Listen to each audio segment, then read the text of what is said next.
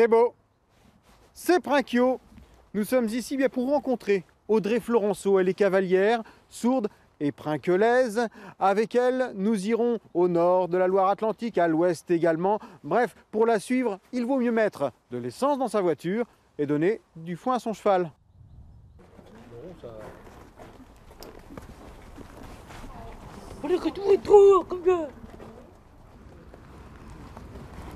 Depuis l'âge de 11 ans, Audrey Florenceau monte à cheval.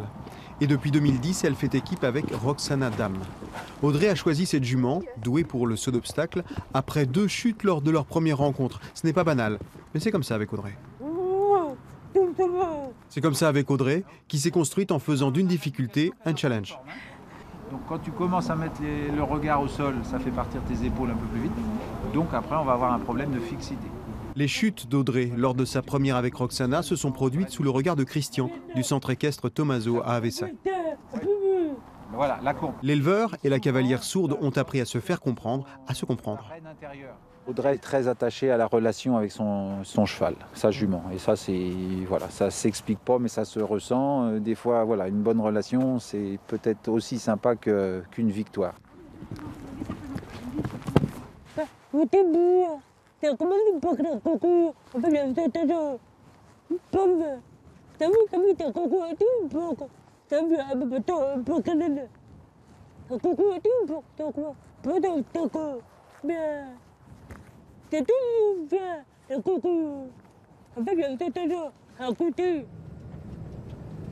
Le saut d'obstacle, c'est une compétition qu'Audrey Florenceau a aussi menée pour trouver un métier, un travail.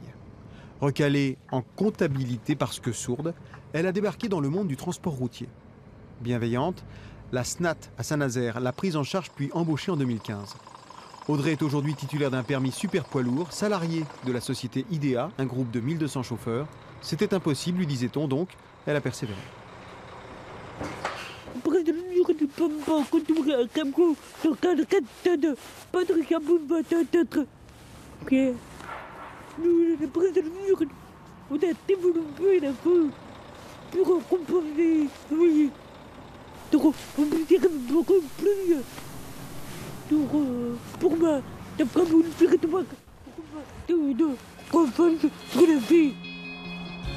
Comme elle conduit son camion, sa monture, Audrey Florenceau mène sa vie.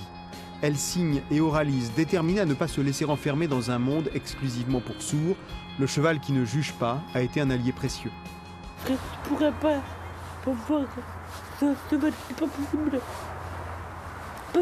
Elle me permet d'oublier le problème de la vie quotidienne. Au travail, quand il y a des problèmes, ça peut arriver. Elle m'aide à oublier pendant une heure, faire le vide. Ça m'aide à me sentir moi-même.